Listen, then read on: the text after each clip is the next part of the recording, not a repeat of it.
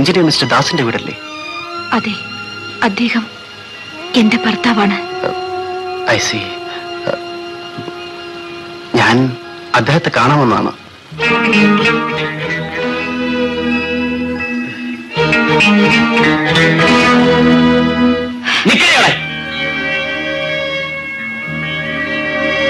നീ പഴയ കാമുകി അന്വേഷിച്ചു വന്നതായിരിക്കും.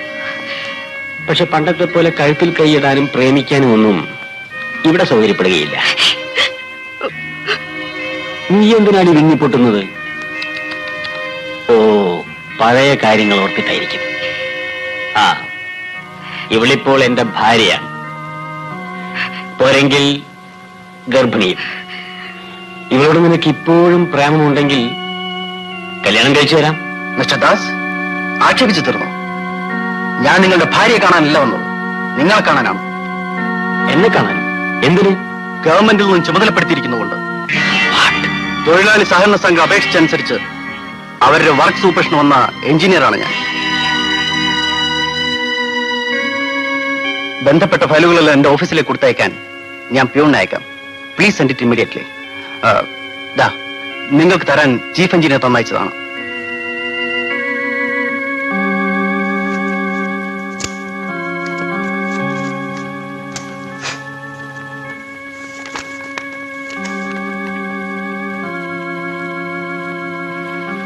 എന്ത്?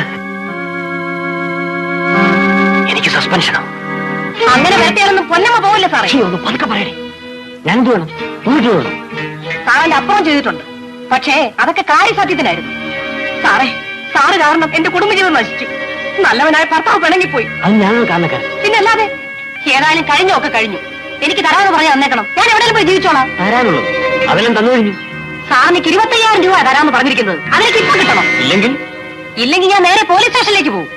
ആ ബോംബ് കേസിലെ പ്രധാന ആള് സാറാണെന്നും വാസുക്കുട്ടൻപിള്ള അതിലൊരു കയ്യാള് മാത്രമാണെന്നുള്ള സത്യം ഞാൻ പോലീസിൽ തുറന്നു പറയും. മണ്ടി, നീ ഇത്രയ്ക്കേ ഉള്ളോ? നിന്റെ ചൂടൊന്ന് കാണാൻ വേണ്ടി ഞാൻ വെറുതെ വരട്ടി നോക്കിയതല്ലേ. നോക്ക്, നല്ലൊരു വീടെടുത്ത് നിന്നെ ഞാൻ അവിടെ താമസിപ്പിക്കും. എന്റെ ഭാര്യയുടെ പേരിലുള്ള കൺസ്ട്രക്ഷൻ കമ്പനിയിൽ പാതി പാർട്ണർഷിപ്പ് ഞാൻ തരും. ഇപ്പൊ കോൺട്രാക്ട് ഒക്കെ തൊഴിലാളി യൂണിയൻകാരിൽ ഏറ്റെടുത്ത് നടത്തുന്നത്.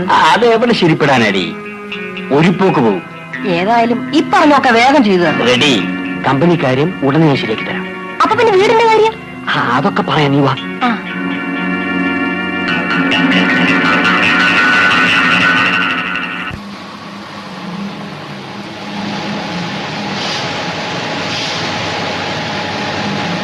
തൊഴിലാളികളുടെ കോഓപ്പറേറ്റീവ് സൊസൈറ്റിക്കാണ് ഗവൺമെന്റ് വർക്ക് കൊടുത്തിരിക്കുന്നത്. ടെൻഡർ എല്ലാം ക്യാൻസൽ ചെയ്തു. മെറ്റീരിയൽസ് എല്ലാം കറക്റ്റ് ടൈമിന് എത്തിക്കണം. Okay, thank you. നമസ്കാരം, ഇരിക്കൂ. എന്താ വന്നത്? അച്ഛൻ നടത്തിയിരുന്ന കൺസ്ട്രക്ഷൻ കമ്പനി എന്റെ പേരിലായിരുന്നു. അത് വൈൻഡപ്പ് ചെയ്യാൻ ഒരു അപേക്ഷയാണ്. ഇപ്പോഴത്തെ വർക്ക് കോഓപ്പറേറ്റീവ് സൊസൈറ്റി കൊടുത്തെങ്കിലും ഇനിയും ചിലപ്പോൾ മറ്റു വർക്കുകൾക്ക് ടെൻഡർ വിളിച്ചെന്ന് വരും. അച്ഛൻ മരിച്ചു. ഇനിയും കമ്പനി തുടർന്ന് നടത്തണമെന്ന് ആഗ്രഹമില്ല. All right.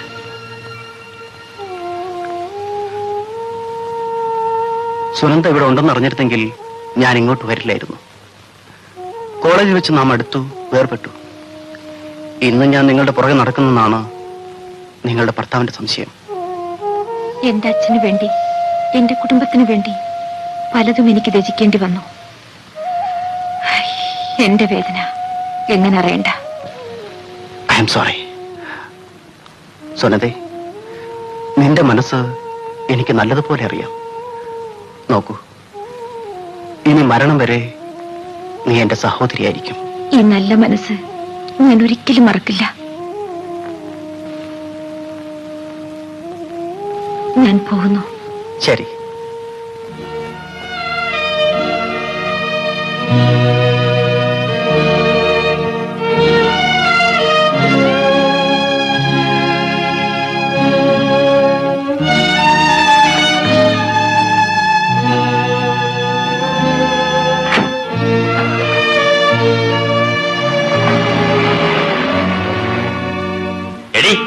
ആരോട് ചോദിച്ചുകൊണ്ടാണ് നീ കമ്പനി നിർത്തിയാൽ ഒപ്പിട്ട് കൊടുത്തത്? ഇനി ആരുണ്ടായിരുന്നു നടത്താൻ? ഞാൻ സൗകര്യത്തിരിക്കുകയാണ്. നിനക്ക് എന്തായാലും ഇത്ര വലിയ അത്യാവശ്യം? അച്ഛൻ മരിച്ചു.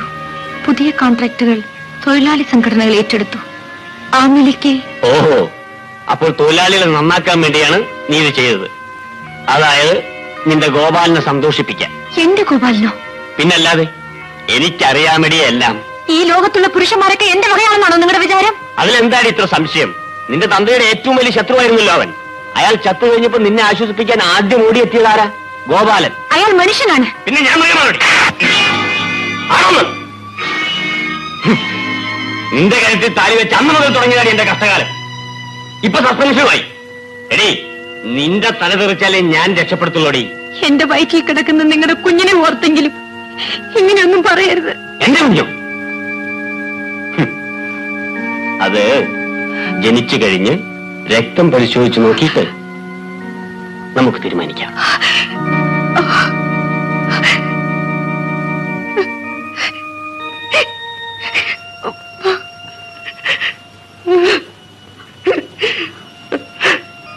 മോളെ, അറിയാതെ മോളെ, വീട്ട് വരുത്തി വെച്ച വിനയാ. അച്ഛനെ രക്ഷപ്പെടുത്താൻ നീ ശ്രമിച്ചു, ആരും രക്ഷപ്പെട്ടില്ല. നീയും.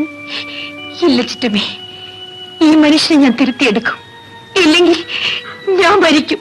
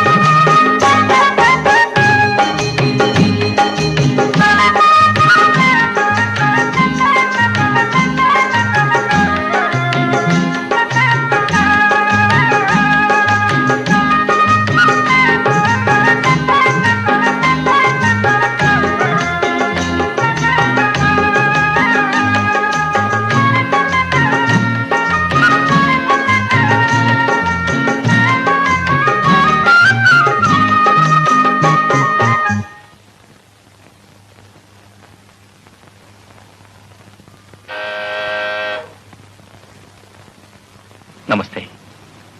ദാസറില്ലേ? ഇല്ലല്ലോ, പുറത്തു പോയിരിക്കുക. ഓഹോ, ഞങ്ങളുടെ വർക്ക് പൂർത്തിയായി. ഉദ്ഘാടനം മറ്റന്നാളാണ്. ക്ഷണിക്കാൻ വന്നതായിരിക്കും. അതെ. ഭാര്യയും ഭർത്താവും കൊച്ചമ്മയും വരണം.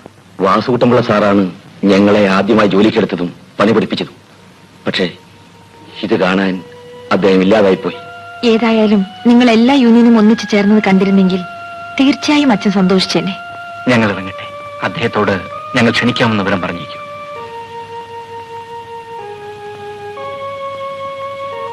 മോളെ, ഗവർണർ അവരിവിടെ വന്ന് പറഞ്ഞു, ഇൻവിറ്റേഷൻ തന്നു. ഇൻവിറ്റേഷൻ?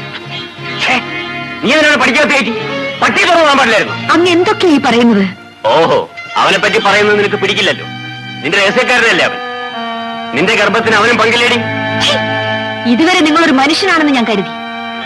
നിങ്ങളൊരു മൃഗമാണ്, നികൃഷ്ടമായ മൃഗം. എന്ത് പറഞ്ഞേ? അയ്യോ മോളെ, മോളെ, എടാ മഹാഭാവി, നീ എന്താണ് ചെയ്തത്?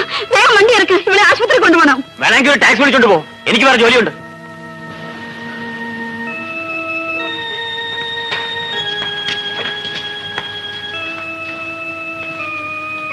ഇതെന്ത് പറ്റിയതാ? അത് ഒന്ന് വീണതാ. ഈ സമയത്തൊക്കെ സൂക്ഷിക്കണ്ടേ? ഹേമം തട്ടിയതുകൊണ്ട് ചിലപ്പോ പ്രസവം നടന്നു വരും, ഇല്ലെങ്കിൽ ഓപ്പറേഷൻ വേണ്ടി വരും. നമ്മുടെ നാട്ടിൽ അണക്കെട്ട് നിർമ്മാണത്തിന്റെ ചരിത്രത്തിൽ നിശ്ചയ സമയത്ത് തീരുന്ന ആദ്യത്തെ വർക്കാണിത്. സാർ ആത്മാർത്ഥമായി സഹകരിക്കുകയും ബുദ്ധിമുട്ടുകയും ചെയ്തുകൊണ്ടാണ് ഇത് സാധിച്ചത്. നേരാ സാറേ, ഒരു എഞ്ചിനീയർ എന്ന നിലയിലല്ല, ഞങ്ങളുടെ കൂട്ടത്തിൽ ഒരാളെന്ന നിലയിലാണ് സാറ് പണിയെടുത്തത്. ബാബ, ഇവിടെ തൊഴിൽ പ്രശ്നങ്ങളൊന്നുമില്ലാതെ വർക്ക് നടന്നുകൊണ്ടാണ് കൃത്യസമയത്ത് പണി തീർന്നത്. സാറ് പറഞ്ഞതാ അതിന്റെ ശരി. നാളെ മീറ്റിംഗ് കഴിഞ്ഞ് ഒരു കലാപരിപാടി വേണ്ട.